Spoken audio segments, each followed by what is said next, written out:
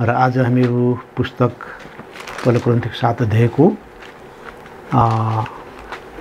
हामी 10 पदबाट जाँदैछौँ र यस अध्याय चाहिँ नै 3 भागमा बाँडिएको छ र पहिलो भाग चाहिँ 1 देखि 9 मा हामीले अध्ययन पनि गर्यौं र सेलिबेसीको बारे अध्ययन गर्यौं अथवा एकल जीवनको विषयमा हामीले अध्ययन गर्यौं यस खण्डमा है त। र पावलले भनेका छन् कि म जस्तै एक्लै रहे त राम्रो हो, तर पनि सबैमा यो वरदान छैन, ठिकै छ, बिहे गर्न सकिन्छ, आमेन है। र दोस्रो खण्ड चाहिँ नै छ विवाहितहरूको लागि है त, विवाहित जोडीहरूको सन्दर्भमा यो आएको छ, जुन चाहिँ 10 पददेखि लिएर 24 पदसम्म जान्छ। र तेस्रो खण्ड चाहिँ नै कन्याहरूको बारेमा छ 25 देखि अन्तसम्म। त आज मेरो यतिखेर दोस्रो खण्डमा हामी जाँदैछौँ र 10 पद हामी पहिला पढ्नेछौँ। अनि विवाह गरेकाहरूलाई म आज्ञा दिन्छु, मैले होइन तर प्रभुले दिनुहुन्छ, पत्नी आफ्नो पतिबाट नछुटियोस् है त। यसर्थ विवाहित जीवनको विषय अब प्रारम्भ भएको छ है। मैले होइन प्रभुले भनेर पावलले भनेका छन्। अथवा मानिसको यो सामान्य सल्लाह होइन, तर परमेश्वरको गहकिलो महत्त्वपूर्ण यो आज्ञा हो कि अब विवाहित जोडीले एकअर्काबाट अलग हुने सोच राख्न हुँदैन, अथवा एकअर्काबाट डिभोर्स हुने, सम्बन्ध विच्छेद गर्ने यो किसिमको कार्य गर्नु हुँदैन है त। विवाह किनकि पवित्र हो, कारण विवाह परमेश्वरबाट हो र मानिस यसबाट अलग हुन सक्दैन है त। विवाह पवित्र हो र उहाँले यसलाई पवित्र बन्धनमा जोड्नु भएको हो। मत्ती 19:6 मा लेखेको छ, परमेश्वरले जसलाई एकसाथ जोड्नु भएको छ मानिसले अलग नपारुन्। धेरैपटक मानिसले अलग पार्छ, भूमिका निर्वाह गर्छ। ए छोरा त हुँदैन, यति थोरै कमाइ त हुँदैन, त विदेश जानै पर्छ भन्छ छोरालाई, उस्काउँछ आमा बुवाले। विदेश जान्छ छोरा, अनि छोरा विदेशमा, बुहारी नेपालमा, र अब प्रेम घट्दै जान सक्ने र विवाह विच्छेदका घटनाहरू हुन सक्ने धेरै चाहिँ नै सम्भावना रहन्छ। धेरै भएका छन् कि एकसाथ रहँदा जति विवाह सुरक्षित हुन्छ, अलगिएर बस्दा खतरा हुन्छ, धरापमा पर्छ। यो कुरा हामीले बुझ्नुपर्छ होला। सायद छोरा बुहारी सँगै छ घरैमा, दिनदिनै छोराको कानमा भन्ने, तैँले त राम्रो बुहारी बिहे गरिनस् है भन्ने, दिनदिन खाना पकाउनै जान्दैन, भाँडा माझ्दा पनि जान्दैन होइन, कपडा धुनु पनि जान्दैन। यस्ता थुप्रै चाहिँ नै कुराहरू गर्दा छोरालाई पनि दिक्क हुन्छ। हो त नि, मेरो बुढी त कामै नलाग्ने परेछ, मेरो पनि खप्पर कस्तो भन्नेसम्मको सोचाइहरू चाहिँ नै गर्न सक्ने हुनसक्छ। र बुवाआमाकै कारण धेरै पटक विवाह विच्छेदहरू भएका हुन्छन्। यसैले मत्ती 19 को 6 लाई हामी याद गरौँ, जसलाई परमेश्वरले एकसाथ जोड्नु भएको छ मानिसले अलग नपारोस्। तेस्रो व्यक्तिको निकै ठुलो हात हुनसक्छ विवाह विच्छेदमा, तेस्रो पक्षको कि श्रीमान श्रीमती मिलेरै बस्या, तर तेस्रो पक्षले कतिपटक बिगार्न सक्छ, मानिसले बिगार्न सक्छ। तर परमेश्वर वचन स्पष्ट छ, पति आफ्ना पतिबाट नछुटियोस्। पत्नी आफ्ना पतिबाट नछुटियोस्, अथवा पति आफ्नो पत्नीबाट नछुटियोस्। यसर्थ पत्नी वा पतिले विवाह करार नतोडुन्। विवाहमा करार बाँधिएको हुन्छ, क्रिस्चियन विवाहहरूमा करार बाँधिएको हुन्छ कि हामी एक अर्कालाई छोड्दैनौँ, चाहे सुख चाहे दुःख जे अवस्था होस्, हामी एक अर्कालाई छोड्दैनौँ। र यो विवाह करारलाई चाहिँ परमेश्वरको र मण्डलीको सामु, समाज सामुन्ने गरिएको हुनाले यो महत्त्वपूर्ण छ। यसको लेखा हुन्छ, एक दिन हिसाब हुन्छ। यसलाई हामीले करार तोड्नु हुँदैन। कुनै पनि बहानामा तिनले आफ्नो पतिलाई त्याग्नु हुँदैन कि र उनी ख्रिस्टियन अनि उनको पति गैर ख्रिस्टीय भएको अवस्थामा पनि उनले आफ्नो पतिलाई त्याग्न मिल्दैन भनेको छ परमेश्वर वचन। यसर्थ आफ्ना पतिलाई त्यागेर अर्कोसँग विवाह गरेमा त्यो व्यभिचार हुन्छ, गलत हुन्छ। मर्कुस 10:12ले भनेको छ। त्यसैले ख्रिस्टको व्यवस्थामा पति वा पत्नीमा विवाह विच्छेद गर्ने अधिकार रहँदैन, ख्रिस्टको व्यवस्था हो। तर रोमी तथा ग्रीक कानुनहरू व्यवस्थाहरू अनुसार चाहिँ नै विवाह विच्छेद हुन सक्थ्यो। केटालाई बुढी मन परेन छोडिदियो हैन, केटीलाई चाहिँ आफ्नो बुढो मन परेन छोडिदियो, यो किसिमको सिद्धान्त चाहिँ कानुन ग्रीक वा रोमी समाजमा थियो। तर ख्रिस्टियनहरू आफ्नो विवाह बन्धनलाई बलियो रूपमा राख्थे। संसारमा फटाफट चाहिँ विवाह विच्छेद भइरहन्थे, तर ख्रिस्टियनहरू चाहिँ आफ्नो श्रीमान श्रीमती मिलेर बस्थे। कति राम्रो कुरा, यो परमेश्वर आज्ञा हो। र 11 पदले भनेको छ, 7:11 पदले, तर ऊ छुट्टेर बसी भने पनि विवाह नगरी बसोस् वा आफ्ना पतिसँग मेल गरोस्, अनि पतिले पनि आफ्नो पत्नीलाई नत्यागोस्। त्यहाँ भनेको छ 11 पदमा कि यदि पत्नीले विवाह करार तोड्छे र छुट्टेर बस्छ भने उनी अविवाहित रहनुपर्छ भनेको छ, वा आफ्नै पत्नीसँग अथवा आफ्नो पतिसँग मिलापमा बस्नुपर्छ भनेको छ। त उनलाई अर्को विवाह गर्ने स्वतन्त्रता छैन। र बाइबलले भन्छ मत्ती 5:32मा व्यभिचारको कारणमा बाहेक विवाह विच्छेद गर्न तथा पुनर्विवाह गर्न ख्रिस्टको व्यवस्थामा अनुमति छैन है त।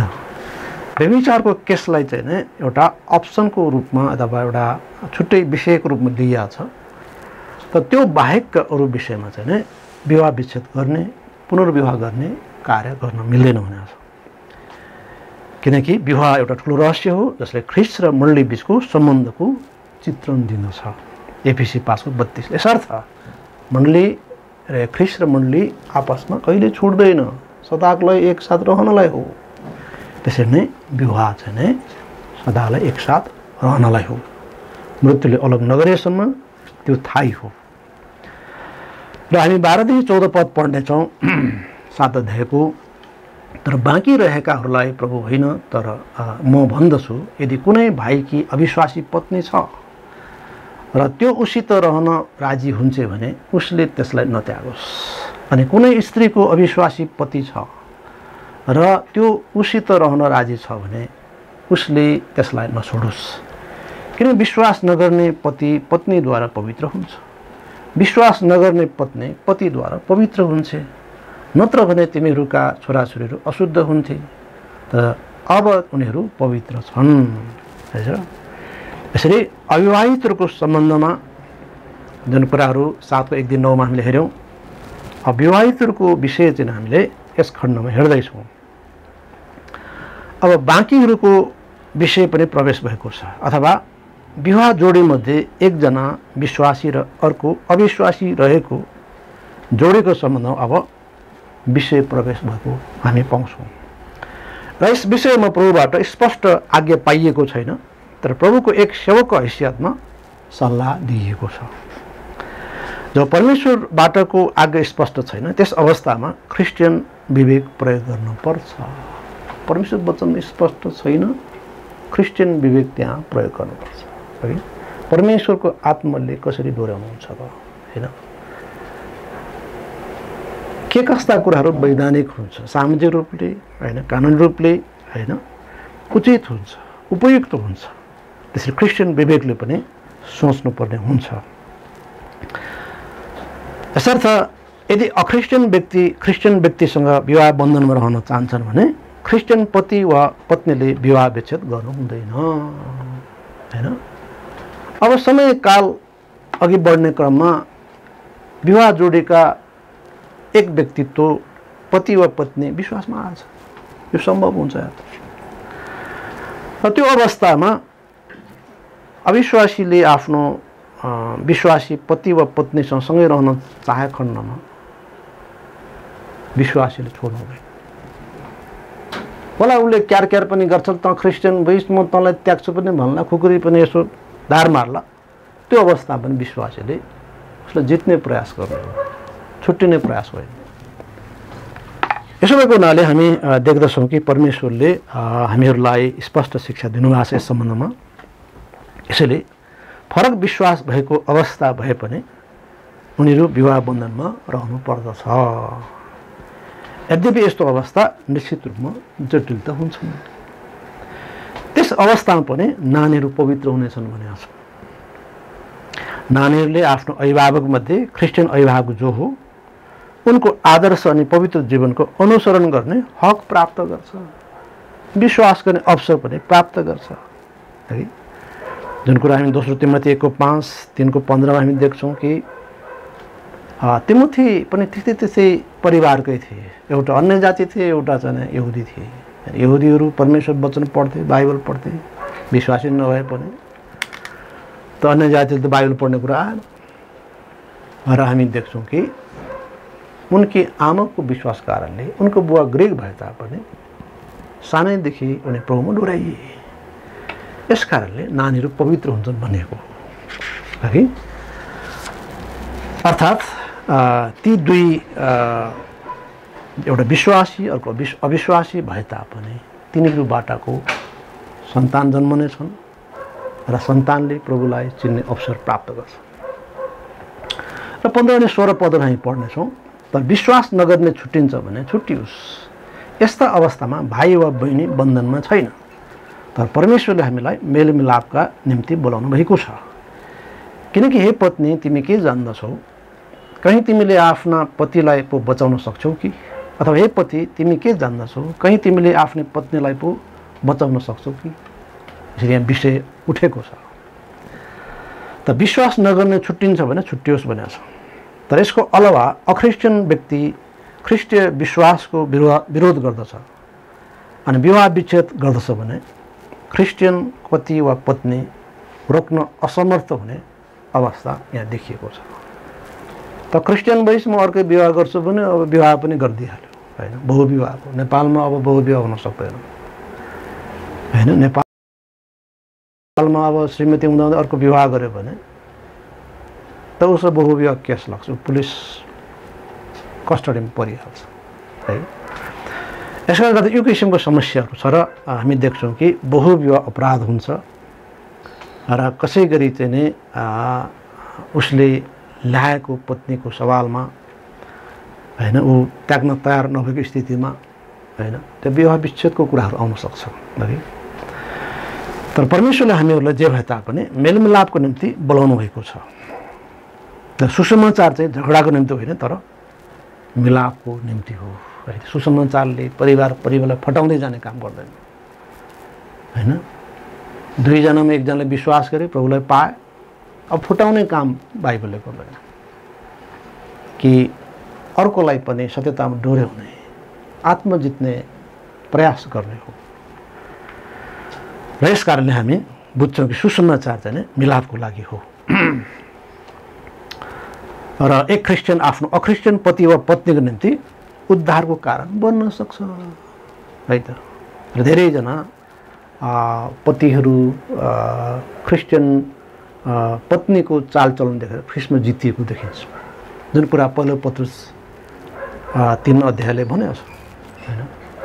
वचन नसुन्ने भए तापनि बिना वचनै पतिहरू जितिन सक्छ। त्यसरी पत्नीहरूको चालचलनले गर्दा नम्र शान्त आत्मा त्यो व्यवहारले गर्दा है त। र हामी पढ्छौँ 17औं पद। अब 7 अध्याय 17औं पद। तर जसरी परमेश्वरले हरेकलाई बाँडिदिनु भएको छ, जसरी प्रभुले हरेकलाई बोलाउनु भएको छ, त्यसरी नै ऊ हिँडोस्। अनि सबै मण्डलीहरूमा म यस्तै आज्ञा दिन्छु है त। यसर्थ परमेश्वरले प्रत्येकलाई अनुग्रह दिनुभएको छ।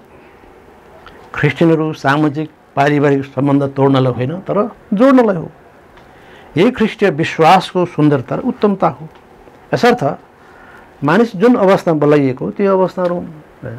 दुईजना बुढाबुढी विवाहित जीवन छ, अब एकजना प्रभुमा आयो, प्रभुमा बोलाइएको छ, अब त्यस श्रीमानसँगै बस्ने हो, त्यसलाई छोड अर्कोसँग बिहे गर्ने भन्ने वचनमा त्यो छँदै छैन, त्यो आज्ञा दिएकै छैन।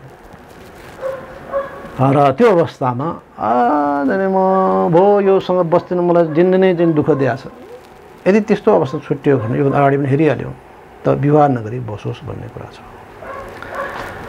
यसैले प्रभुको वचनले स्पष्ट गरी भनेको छ। अब हामी 18 देखि 24 खण्डमा हामी पाउँछौँ, 18 पददेखि 24 पदसम्म सात अध्यायको, कि कुनै मानिस आफ्ना खतना भएको अवस्थामा बोलाइएको छ, ऊ खतना बिनाको नबनोस्। कि कोही खतना नभएको अवस्थामा बोलाइएको छ, उसको खतना नगरियोस्। खतना केही होइन, बिना खतना पनि केही होइन। तर परमेश्वरको आज्ञाहरू पालन गर्नु चाहिँ खास कुरा हो। जुन चाहिँ बोलावटमा हरेक मानिस बोलाइएको छ त्यसैमा ऊ रहियोस्। कि तिमी दास भएको अवस्थामा बोलाइएका छौ त्यसका लागि चिन्ता नगर, तर तिमी स्वतन्त्र हुन सक्छौ भने बरु त्यसै गर। किनकि जो दास भएकै अवस्थामा प्रभुमा बोलाइएको छ ऊ प्रभुमा स्वतन्त्र पारिएको मानिस हो। त्यही प्रकारले ऊ स्वतन्त्र भएको अवस्थामा बोलाइएको छ, ऊ ख्रीष्टको दास हो। तिमीहरू दाम तिरेर किनेका हौ, तिमीहरू मानिसहरूका दास नबन। यी भाइहरू हो जुन चाहिँ अवस्थामा हरेक मानिस बोलाइएको छ त्यसैमा ऊ परमेश्वरको साथमा रहोस्। यसरी विवाह जोडी जो हो त्यसमा एकजना कोही प्रभुमा आए, अब त्यस लोग्नेबाट वा श्रीमतीबाट छुट्टिने प्रयास गर्ने होइन। जे अवस्थामा बोलाइएको त्यही अवस्थामा रहने। त्यसै गरी दास स्वतन्त्रताको विषयमा त्यही कुरा उल्लेख गर्छ। कोही व्यक्ति दासको रूपमा बोलाइएको छ, दास भएको अवस्थामा बोलाएको छ, त त्यसबाट छुट्टिने प्रयास नगर, त्यही घरमै काम गरिरहनु पर्यो। त्यो स्वतन्त्र भइसकेको छ। अब त्यस घरमा अब झन् विश्वासयोग्य सेवाको रूपमा रहन्छ, अथवा कोही स्वतन्त्र छ,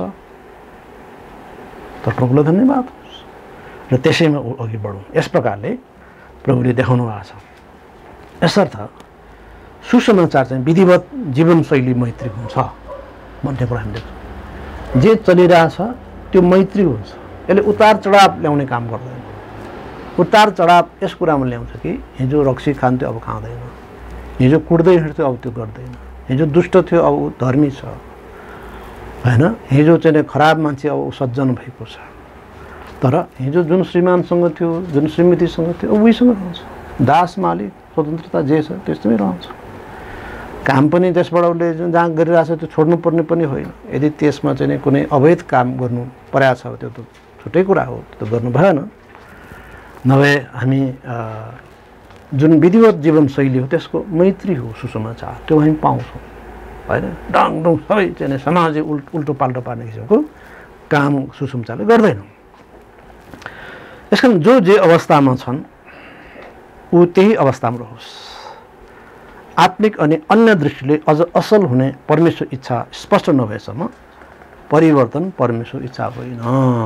यसर्थ प्रभुले ढोका खोल्नुभयो, राम्रो चाहिँ नै अवस्थाको लागि, होइन, आत्मिक रूपमा अघि बढ्नलाई वातावरण दिनु, त्यो त ठिकै छ।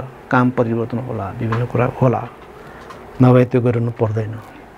खतना भएको अवस्था वा नभएको अवस्था, स्वतन्त्र वा दास अवस्थाले ख्रीष्टको सुसमाचारमा फरक पार्दैन। खतना केही होइन, बेखतना पनि केही होइन। यहुदीहरूलाई ख्रीष्टमा जित्न तिमोथीलाई खतना गराइयो, होइन, तर पावलले खतना हुनै पर्ने भन्ने शिक्षाको प्रतिवाद गर्थे। तैपनि उसले म यहुदीहरूको लागि म आत्मा जित्नलाई सहज होस् भनेर उसले खतना हुन चाह्यो, ठिकै छ। यसरी दास ख्रीष्टमा स्वतन्त्र हुन्छ र स्वतन्त्र मानिस ख्रीष्टमा दास हो। दास स्वतन्त्र हुन सक्छ भने राम्रो, तर ती सबैबाट परमेश्वर महिमा होस्। अनावश्यक रगडा झगडा नगरियोस्। यसर्थ हामी महत्त्वपूर्ण सिद्धान्त विवाह सम्बन्ध हामी पाउँछौँ खण्डमा अघि कि ख्रीष्टको व्यवस्था अनुसार अब पति वा पत्नीलाई विवाह विच्छेद गर्ने अधिकार रहँदैन।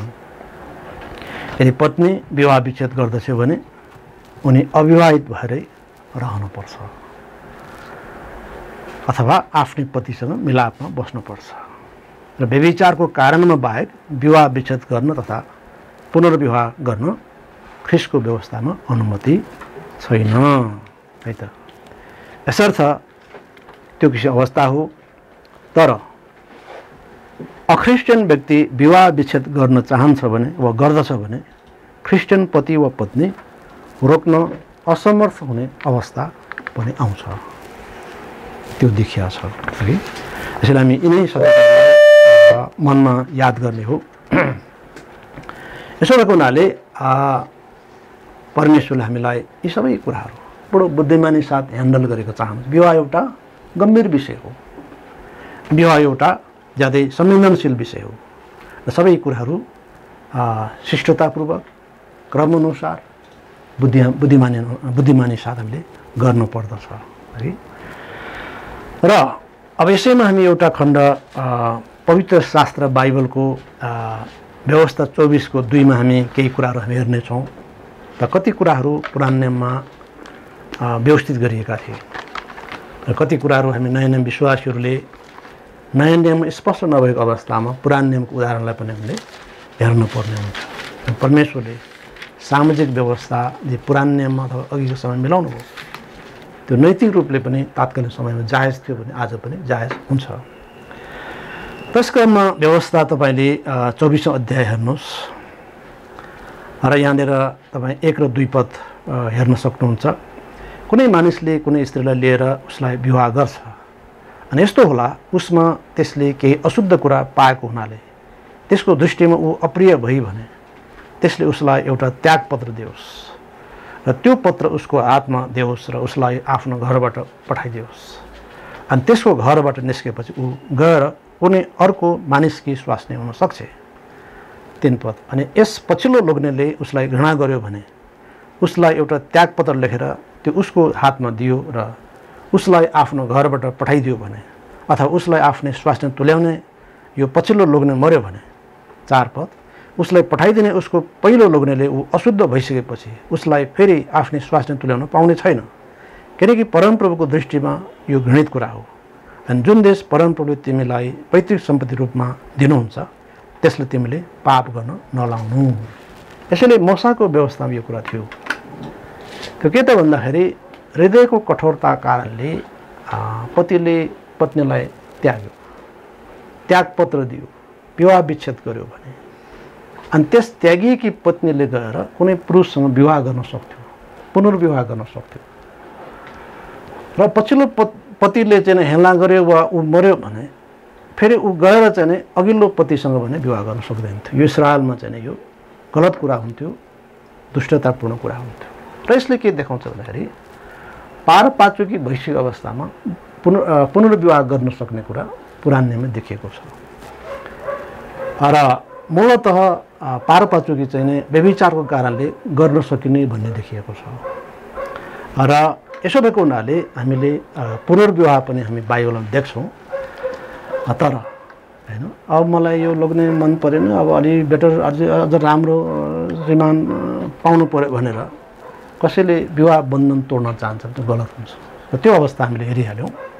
बरु एक्लै रहनुपर्छ तर उसले अर्को विवाह गर्न सक्दैन। यसमा कतिवटा केसमा पुनर्विवाहको अनुमति दिएको छ, कति केसमा दिएको छैन। यसो भएको हुनाले हामीले विवाह एउटा जटिल विषय देखिएको छ, समाजको एउटा महत्त्वपूर्ण पक्ष हो विवाह।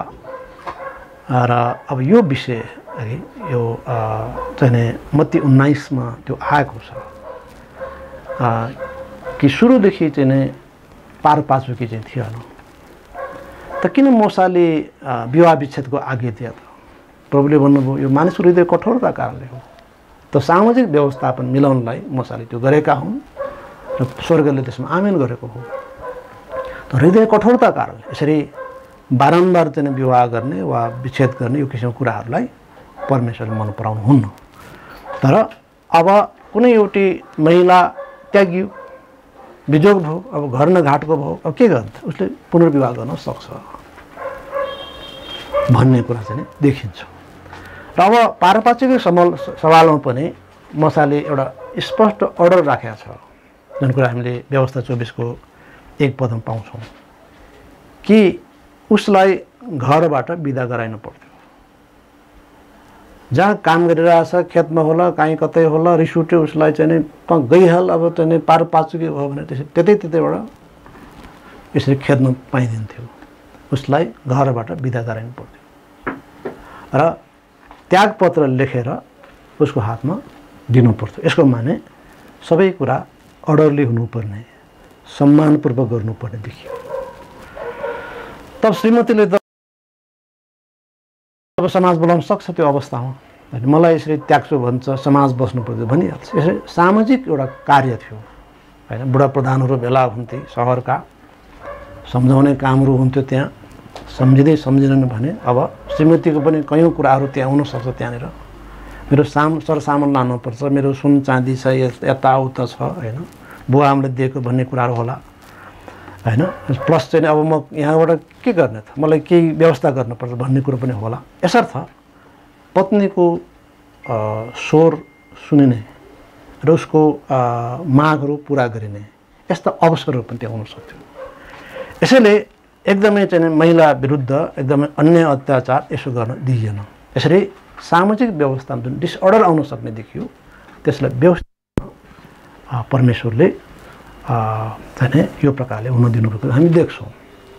त सुरुदेखि नै चल्दै आएको कुरा त के त, परमेश्वरको इच्छा के त भन्दाखेरि विवाह जीवनमा एकपटक जससँग विवाह गरियो त्यो सदाको लाग्यो।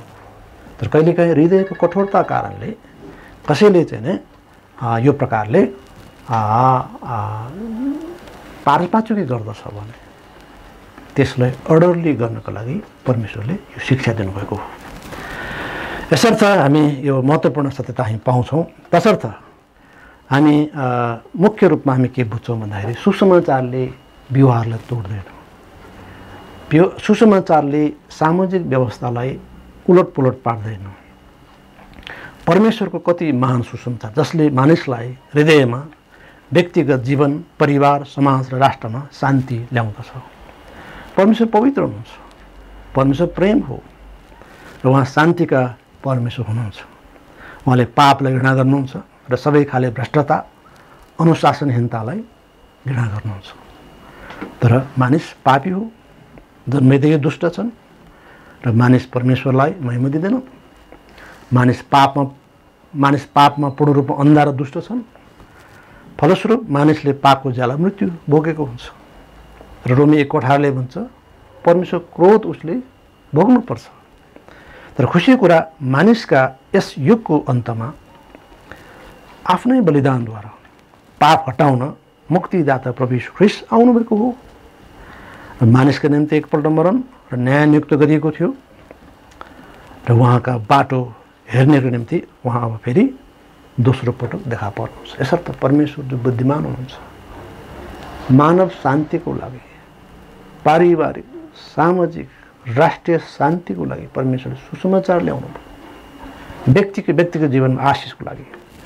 यसर्थ हामी यी सबै विवाह जस्तो संवेदनशील विषय, यसका विविध जटिलता कुराहरू अघि जसका हरेक पक्षमा परमेश्वरले आज्ञा दिनु भएको छ। तर क्रिस्चियन विवाह विवेक प्रयोग गरिकन, होइन कुन कुरा समाजले स्वीकार गरेको कुरा हो, कुन कुरा चाहिँ नै वैधानिक रूपले स्वीकार गरेको कुरा हो, कानुनी रूपले, ती कुरालाई पनि विचार गर्दै ख्रिस्टीय विवेक प्रयोग गर्दै हामीले विवाह जस्तो एउटा संवेदनशील विषयलाई हामीले ह्यान्डल गर्दै जाने हो।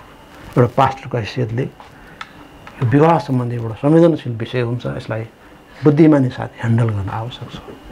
यसो नभए मण्डलीमा भद्रगोल हुनसक्छ, समाजमा समस्या आउन सक्छ। तसर्थ यो संवेदनशील विषय हो। र अन्तमा हामी हिब्रू 9:26-28 पढेर हामी अन्त गर्छौँ। त मूल कुरा के हो त? परमेश्वरको यो धन्यको सुसमाचार नै हो है। 26:28 लेखिया छ, नत्र त उहाँले संसारको उत्पत्तिदेखि बारम्बार दुःख भोग्नु पर्ने थियो। तर अब यस युगको अन्तमा आफ्नै बलिदानद्वारा पाप हटाउनलाई उहाँ एकपल्ट देखा पर्नुभएको थियो। जसरी मानिसहरूको निम्ति एकपल्ट मरण र त्यसपछि न्याय नियुक्त गरिएको छ, उसरी नै ख्रीष्ट पनि धेरैका पापहरू बोक्नका निम्ति एकपल्ट बलि चढाउनुभयो। अनि उहाँको बाटो हेर्नेहरू कहाँ मुक्तिको निम्ति उहाँ दोस्रो पटक बिना पाप देखा पर्नुहुनेछ। यसर्थ हामी सबैको लागि महान आशा के हो? प्रभुको आगमन। हामी त्यो दिनको आगमन हेर्दै अघि बढिरहेका छौँ। यसैले पारिवारिक जीवन यथासम्भव शान्तिपूर्ण व्यवस्थित गर्दै जानु परमेश्वर इच्छा हो, होइन कारणै बिना हामीले खाडल बनाउँदै जाने र भद्रगोल बनाउँदै जाने परमेश्वर इच्छा भएको। परमेश्वरले हामी सबैलाई यस वचन सुनाएमा आशिष दिनुभएको होस्। हामी अन्त गर्दै